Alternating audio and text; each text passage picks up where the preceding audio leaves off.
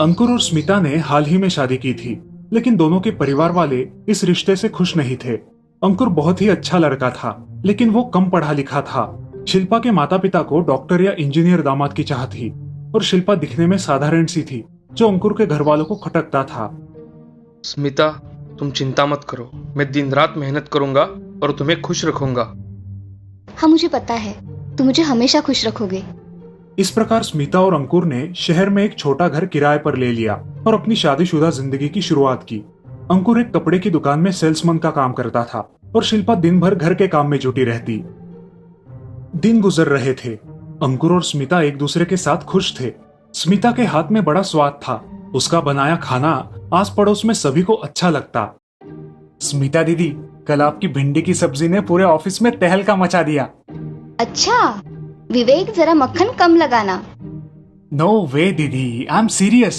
आपके हाथ में जादू है, जादू। भला भिंडी की सब्जी भी कोई सब्जी है, लेकिन कल पहली बार मैंने भी लाइफ में उंगलियां चाट चाट के भिंडी खाई। हाँ हाँ, समझ गई। आगे से तुम्हारे लिए एक्स्ट्रा सब्जी बनाऊंगी। खुश? यस। दिन हंसी खुशी गुजर रहे थे, लेकिन एक दिन अंकुर अचानक जल्दी से घर आया। अरे तुम आज जल्दी कैसे आए? तबीयत तो ठीक है ना? अंकुर को निराश देख स्मिता मन ही मन थोड़ी डर गई। हे भगवान, इनका चेहरा क्यों उतरा है? क्या हुआ? तुम कुछ बोलते क्यों नहीं? स्मिता, हमारे कपड़े की दुकान में चोरी हुई है और इसलिए आज सब सेल्समैन को दुकान से निकाल दिया है और पुलिस ने शॉप भी सील की है। ओह, ये तो बहुत बुरा हुआ। लेकिन कोई बात नहीं, तुम दूसरा कोई काम देख लेना। 7-8 दिन का खर्चा निकले उतनी सेविंग की है मैंने। लेकिन पता नहीं अब कोई मुझे काम पे रखेगा भी या नहीं।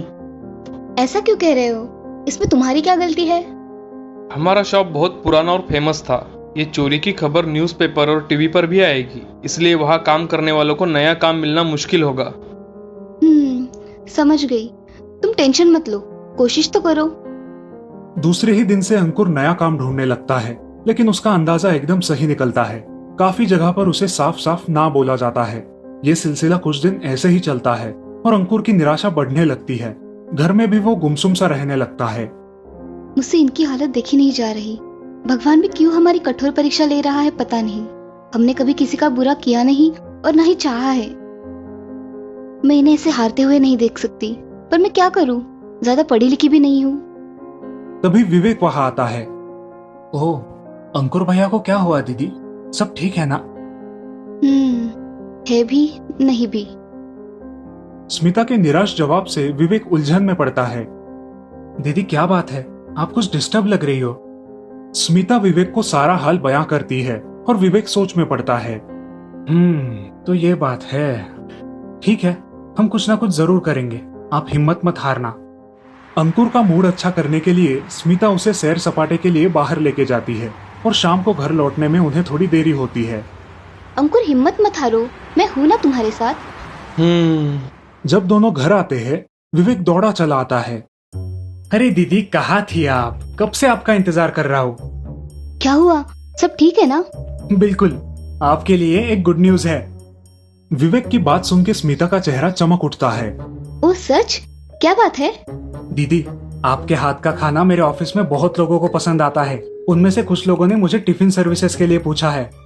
विवेक की बात सुन के स्मिता उलझन में पड़ती है। Tiffin service? मैं कुछ समझी नहीं। दीदी, आपको रोज 5 डिब्बे मेरे ऑफिस में भेजने हैं। रोटी, सब्जी, चावल और दाल। ये लोग आपको महीने या हफ्ते के पैसे देंगे। मुझे यकीन है आपको इस काम से अच्छी आमदनी होगी। लेकिन क्या मैं ये काम अच्छे से कर पाऊंगी? अरे हाँ, क्यों नहीं। जैसे आप घर में 2 लोगों के लिए खाना बनाती हो, बस वैसे ही ज्यादा क्वांटिटी में बनाना है। आप आराम से कर लोगी। लेकिन वो टिफिन तुम्हारे ऑफिस में पहुंचाना, वापस लाना, ये सब अकेले कैसे कर पाऊंगी? उन दोनों की बात शांति से सुन रहा अंकुर फुर्ती से जवाब देता है। मैं करूंगा टिफिन डिलीवरी, तुम टेंशन मत लो। अंकुर का उत्साह देख स्मिता और विवेक खुश होते हैं। दूसरे ही दिन स्मिता मन लगा के 5 लोगों का टिफिन बनाती है और अंकुर सारे टिफिन विवेक के ऑफिस पहुंचा देता है। ऑफिस के लोग गर्मा गर्म खाना खा के संतुष्ट हो जाते हैं। वाह भाई विवेक, आज तो मजा आ गया। खाना हो तो ऐसा। सच में माँ के हाथ के खाने की याद आ गई। बहुत टेस्टी और हाइजेनिक फूड है। ऐसे एक हफ्ता निकल जाता है। स्मिता और अंकुर टिफिन सर्विस में व्यस्त हो जाते हैं। जब एक हफ्ता पूरा होता है तब विवेक स्मिता के घर आता है। दीदी ये लीजिए, आपकी पहली कमाई 1500 रुपए। क्या? 1500? पहली कमाई देख के स्मिता और अंकुर फूले नहीं समाते। वाह स्मिता, सचमुच मुझे तुम पर बहुत गर्व है। और दीदी 5 और लोगों ने भी टिफिन की मांग की है। विवेक की बात सुन के स्मिता और अंकुर बहुत खुश होते हैं। ऐसे ही महीने निकल जाते हैं। अब स्मिता और अंकुर का टिफिन सर्विसेज का बिजनेस काफी बढ़ चुका है। उनके टिफिन सब ना ही सिर्फ विवेक के ऑफिस में लेकिन आसपास के सारे ऑफिसेस में जा रहे हैं। उनकी आमदनी भी खूब बढ़ गई है। स्मिता ने एक अलग ही जगह ले ली है और अब मदद के लिए 4 और महिलाओं को काम पे रखा है। अंकुर 4 जरूरतमंद लड़कों को डिलीवरी के काम पे रखता है और खुद टिफिन सर्विस का हिसाब किताब, होलसेल मार्केट जाके सामान की खरीदी इत्यादि सब देखने लगता है। अंकुर, अब हमें इस बिजनेस पे पूरा ध्यान देना चाहिए। खाने की क्वालिटी बिगड़ गई तो हमारी टिफिन सर्विस का नाम खराब होगा। तुम सही कह रही हो। तभी विवेक वहाँ आता है। दीदी आप बस क्वालिटी पे ध्यान दो। आज से मैं आपके टिफिन सर्विसेज की मार्केटिंग संभालूंगा। मैंने मेरी जॉब छोड़ दी है। विवेक की बात सुन के स्मिता और अंकुर चौंक जाते हैं। अरे ऐसा क्यों किया तुमने? अच्छी खासी नौकरी थी तुम्हारी। अंकुर भैया, आपने ये जो प्रोग्रेस की है वो सिर्फ 6 महीने का रिजल्ट है। अभी तो कितना सारा मार्केट कवर नहीं हुआ है। मेरे दिमाग में काफी सारे आइडियाज है। मुझे यकीन है मैं इस काम में ज्यादा प्रोग्रेस कर सकता हूँ और फास्ट भी। जैसे कि हम ऑनलाइन फूड ऑर्डर्स ले सकते हैं। हमारे अपने ऐप पर हम अपनी फूड चेन शुरू कर सकते हैं। मैंने तो नाम भी सोच के रखा है, माँ की रसोई। अरे वाह, बहुत अच्छा नाम है। हाँ सच, मेरे हाथों में उन्हीं का स्वाद उतरा है। विवेक नई टेक्नोलॉजी की सहायता से स्मिता का टिफिन सर्विसेज का बिजनेस नई ऊंचाइयों पर ले जाता है। ऐप के माध्यम से उनका बिजनेस खूब बढ़ता है। अब उनकी खुद की बड़ी फैक्ट्री खुलती है जहां सब एडवांस्ड रसोई है। काफी सारे प्रोफेशनल कुक खाना बना रहे हैं और डिलीवरी बॉयज बाइक पे टिफिन ऑर्डर्स डिलीवर कर रहे हैं। अंकुर और स्मिता यंग जनरेशन के लिए एक मिसाल बनते हैं और आगे चल के उन्हें कई सारे पुरस्कारों से सम्मानित किया जाता है। तो देखा दोस्तों, जहाँ चाह होती है वहाँ राह होती है। बस आपकी इच्छा शक्ति मजबूत होनी चाहिए। बहुत समय पहले की बात है। राघव नाम का आदमी अपने दोनों बेटियों के साथ रहा करता था। उसके बड़ी बेटी का नाम था सुहानी और दूसरी बेटी का नाम था शिवानी। दोनों भी बहनें बहुत ही समझदार थी। उनकी माँ शिवानी छोटी थी तभी गुजर जाने की वजह से सुहानी कम उम्र में ही बड़ी हो गई थी। वो घर के सारे काम किया करती थी और शिवानी छोटी होने के कारण उसका भी ख्याल रखा करती थी। ऐसे ही कुछ साल बीत जाते हैं। अब थोड़े दिनों बाद सुहानी की शादी सचिन के साथ हो गई। सचिन एक बहुत ही समझदार और अपना खुद का व्यवसाय करने वाला आदमी था। उसके साथ शादी कर सुहानी उसके साथ चली जाती है। इधर शिवानी और राघव अब दोनों अकेले ही रहा करते थे। एक दिन, पिताजी, जब से दीदी ससुराल गई है तब से घर खाली खाली लगने लगा है।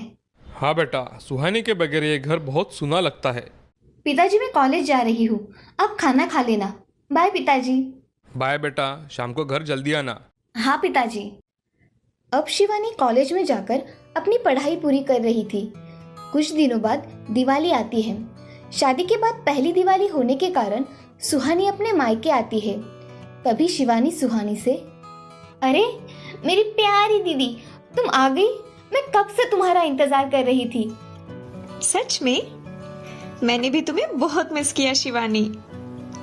अच्छा सुनो, मुझे तुम्हें एक खुशखबरी देनी है। क्या खुशखबरी है दीदी, जल्दी बताओ। तुम मासी बनने वाली हो और आप नाना जी बनने वाले हैं पिताजी। सच में? हाँ। ऐसा कहकर सुहानी कुछ दिन अपने पिताजी के यहाँ रहकर फिर अपने ससुराल चली जाती है। कुछ दिनों बाद सुहानी एक नन्ही गुड़िया को जन्म देती है और उसका नाम परी रखती है। अब कुछ साल बीत जाते हैं। परी अब बड़ी हो जाती है। अब वो स्कूल जाने लगी थी। कुछ काम की वजह से सुहानी के घर शिवानी आ जाती है और परी के साथ खेलने लगती है। वहाँ परी के साथ उसका समय कैसे चला जाता है उसे पता भी नहीं चलता। एक दिन सुहानी घर का कुछ सामान लाने के लिए बाजार चली जाती है। घर लौटते वक्त एक बड़े से ट्रक से सुहानी की गाड़ी का एक्सीडेंट हो जाता है और वो बेहोश हो जाती है। उसके सर से बहुत खून निकलना शुरू हो जाता है। वहाँ के लोग उसे अस्पताल में भर्ती कर देते हैं। ये खबर सचिन को मिल जाती है। तभी सचिन शिवानी को फोन करके सारी बातें बताता है। शिवानी की तो धड़कन तेज हो जाती है। वो परी को लेकर रोते रोते अस्पताल चली जाती है। क्या हुआ है जीजाजी? दीदी कैसी है? डॉक्टर ने क्या कहा? उन्होंने 24 घंटे का समय दिया है। मुझे तो कुछ समझ में नहीं आ रहा है, ये क्या हो रहा है। ए भगवान, मेरी सुहानी को बचा लेना। तभी डॉक्टर ऑपरेशन थिएटर से बाहर आते हैं। सचिन डॉक्टर को देखते ही उनके पास जाकर उनसे पूछता है, डॉक्टर साहब, सुहानी कैसी है? हमारी ओर से हम पूरी कोशिश कर रहे हैं सचिन। डॉक्टर साहब, कैसे भी करके आप मेरी सुहानी को बचा लीजिए प्लीज। ऐसा कहकर सचिन रोने लगता है। सचिन को रोते देख परी और शिवानी भी रोने लगती है। तभी दूसरे डॉक्टर बाहर आकर सचिन से, सॉरी सचिन, आपके बीवी का बहुत ज्यादा खून बह जाने की वजह से हम उन्हें नहीं बचा सके। डॉक्टर की बात सुनकर सचिन और शिवानी बहुत रोने लगते हैं। तभी सचिन सुहानी के पास जाकर, तुम मुझे ऐसे छोड़कर नहीं जा सकती सुहानी। ऐसा कहकर सचिन जोर जोर से रोने लगता है। अब कुछ महीने ऐसे ही बीत जाते हैं। परी को माँ की कोई कमी ना हो, इसीलिए सचिन की माँ गीता हिम्मत जुटाकर सचिन से कहती है, बेटे, कब तक तुम ऐसे ही सुहानी के यादों में अपनी जिंदगी गुजारोगे? तुम अब एक पिता भी हो और पिता होने का फर्ज भी तो तुम्हें निभाना है। उस मासूम परी की ओर देखो बेटा। क्या तुम्हें नहीं लगता कि परी को माँ के प्यार की जरूरत है? तुम्हें दूसरी शादी कर लेनी चाहिए। मगर माँ, मैं दूसरी शादी कैसे करूँ? क्या तुम्हें लगता है सुहानी जितना प्यार कोई परी को कर पाएगा? बेटा, ये मुझे पता है, मगर परी को माँ के प्यार की जरूरत है, ये याद रखना। मैं सोचता हूँ। ऐसा कहकर सचिन वहाँ से चला जाता है। कुछ दिनों बाद सचिन की माँ गीता अपने बेटे का रिश्ता लेकर शिवानी के घर चली जाती है। तभी शिवानी के पिता राघव गीता जी से, आइए ना गीता जी, हमारी परी कहाँ है? वो नहीं आई? अरे नहीं भाई साहब, मैंने परी को नहीं लाया। मुझे आपसे कुछ जरूरी बात करनी थी, इसीलिए मैं आपके पास आई हूँ। हाँ बोलिए ना, आपको क्या बात करनी है? भाई साहब, मैं सोच रही हूँ कि अगर शिवानी बेटी की शादी सचिन से हो जाए तो अच्छा रहेगा। मेरी परी की जिंदगी संवर जाएगी, उसे उसकी माँ से ही माँ के रूप में मिल जाएगी। गीता जी, परी मेरी भी तो पोती है, मुझे भी उसकी बहुत चिंता है। लेकिन मुझे एक बार आप शिवानी से बात करने दीजिए। मैं शिवानी से बात करके आपको बताता हूँ। बहन, आप चिंता मत कीजिए, सब ठीक हो जाएगा। जी भाई साहब, आप मुझे फोन पर बता देना। जी, मैं आज ही शिवानी से बात करके आपको बताता हूँ। ठीक है भाई साहब, मैं चलती हूँ। घर पर परी अकेली है। जी।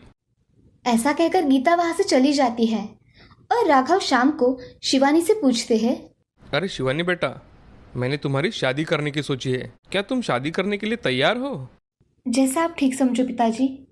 शिवानी बेटे, आज गीता जी हमारे घर पर आई थी। उन्होंने सचिन के लिए तुम्हारा हाथ मांगा है। ये आप क्या कह रहे हैं पिताजी?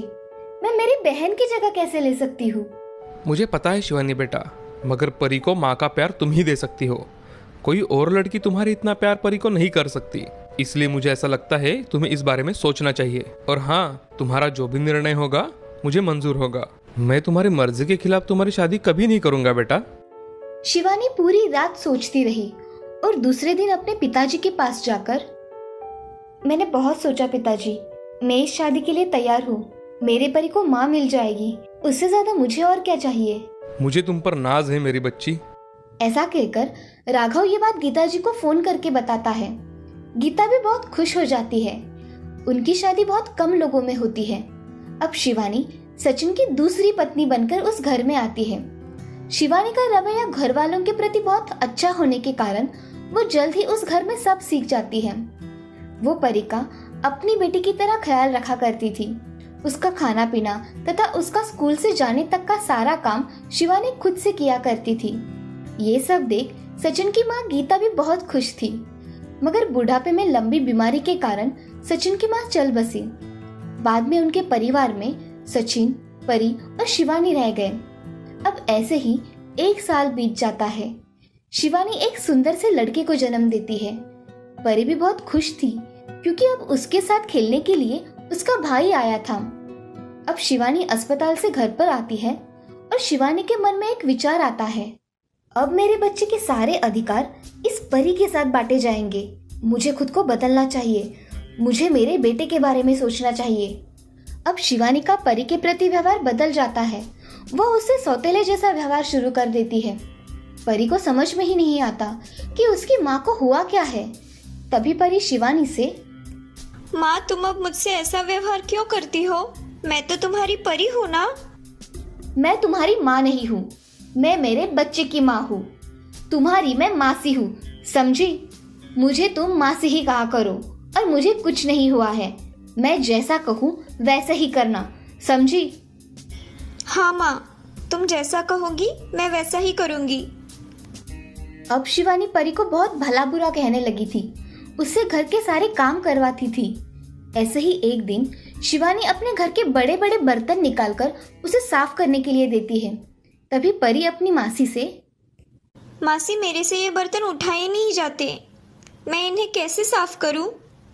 वो मुझे नहीं पता, मुझे शाम तक सारे बर्तन साफ चाहिए, समझी? ऐसा कहकर शिवानी वहां से चली जाती है।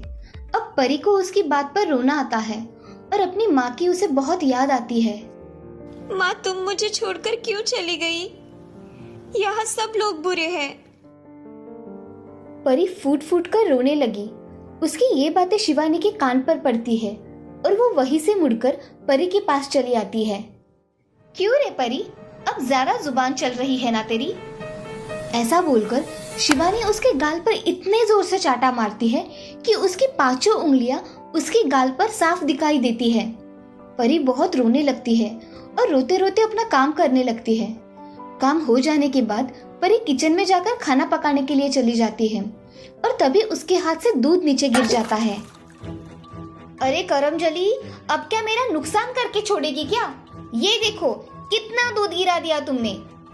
ये सब देख बड़े गुस्से में शिवानी वहां रखी हुई कलची को गैस पर गर्म करके परी के हाथ को चटका लगा देती है। उसे बहुत दर्द होता है। वो बहुत जोरों से चिल्लाती है और अपने कमरे में रोती रोती चली जाती है और वहां जाकर सो जाती है। कुछ देर में सचिन घर आता है तो उसे परी दिखाई नहीं देती। वो शिवानी से, अरे शिवानी, परी कहाँ है? वो खाना नहीं खाएगी? अजय आज खेल खेल के बहुत थक गई थी, इसीलिए परी खाना खा के जल्दी सो गई है। अच्छा। सचिन खाना खाकर सो जाता है, लेकिन उसे उस रात अच्छे से नींद नहीं आती, तो वो परी को देखने उसके कमरे में चला जाता है। तभी उसे उसकी आंखों पर विश्वास नहीं होता। परी का बदन बुखार से गर्म था और परी के गाल पर उंगलियों के निशान थे और हाथ जला हुआ था। ये सब देख सचिन हैरान हो जाता है। अब उसे कुछ समझ में नहीं आता कि हो क्या रहा है। तभी उसने परी को उठाकर बुखार की दवाई दी और उसके साथ वही सो गया। अगले दिन सचिन परी से, बेटी ये तुम्हें क्या हुआ है, मुझे बताओगी?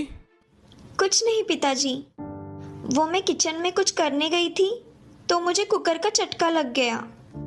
और ये गाल पर क्या हुआ है बेटा, किसने मारा है तुम्हें? वो पिताजी, मैंने होमवर्क ठीक से नहीं किया, इसीलिए मेरी टीचर ने मुझे मारा। अच्छा, लेकिन परी बेटे तुम्हारी तबीयत तो ठीक है ना अभी? हाँ पिताजी, मुझे अच्छा लग रहा है, आप ऑफिस जाइए। सचिन हाँ कहकर ऑफिस जाने के लिए निकलता है, मगर उसका मन आज कुछ अलग कह रहा था। सोचते सोचते सचिन घर से निकल जाता है और बाहर जाकर घर के बाहर से घर पर नजर रखता है कि परी के साथ हो क्या रहा है। सचिन के जाने के बाद थोड़ी ही देर में शिवानी वहां आती है। क्यों री, तुम्हें समझाया था ना कि पिताजी को कुछ पता नहीं चलना चाहिए, और तूने सब कुछ बता दिया। हाँ, अब तो रुक, देख मैं तेरा क्या हाल करती हूँ। ऐसा कहकर शिवानी फिर से अपना हाथ परी पर उठाती ही है, तभी सचिन घर में आ जाता है और शिवानी से, अच्छा तो ये बात है, मैं सोच ही रहा था परी आजकल मायूस क्यों रहने लगी है। मेरी बच्ची पर तुमने हाथ कैसे उठाया शिवानी?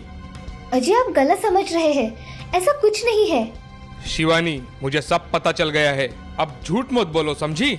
सचिन को इतना गुस्से में देख शिवानी चुपचाप खड़ी रहती है। तभी सचिन परी को पास लेकर, ये मेरी बेटी है शिवानी, तुमने इस पे हाथ कैसे उठाया? और तो और उसके हाथ को भी जला दिया। तुम्हें कुछ समझ में आता है भी या नहीं? बस बहुत हो गया, अब तुम इस घर में नहीं रह सकती, समझी? अभी के अभी निकल जाओ मेरे घर से। नहीं पिताजी, मासी कहाँ जाएगी, उसे माफ कर दीजिए ना। ये सब सुनकर शिवानी को अपनी गलती का एहसास हो जाता है और वो सचिन से माफी मांगती है और परी से भी माफी मांगती है। तुम दोनों मुझे प्लीज माफ कर दो। तुम निकलो मेरे घर से चुपचाप। नहीं पिताजी, वो मेरी माँ है। मुझे मेरी माँ चाहिए और मेरा छोटा भाई भी चाहिए। अरे शिवानी, मेरी बेटी की सोच तो तुमसे बहुत अच्छी है। तुम तो स्वार्थ में अंधी हो गई थी, मगर मेरी बेटी, वो तो तुम्हें अभी भी अपनी माँ ही समझती है। शिवानी अब फूट फूट कर रोने लगती है और परी को गले लगा लेती है और सचिन से कहती है, मुझे माफ कर दीजिए, ऐसी गलती फिर कभी नहीं होगी। मैंने लालच में मेरी फूल जैसी बच्ची पर बहुत अत्याचार किया है। मुझे माफ कर दो मेरी परी।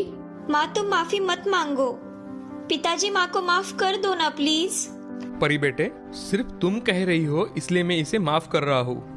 परी और शिवानी गले लगकर बहुत रोते हैं। अब परी को उसकी माँ जो मिल गई थी, उस दिन के बाद से शिवानी का रवैया परी के प्रति पूरी तरह से बदल जाता है। अब वो एक खुशहाल परिवार बन जाता है।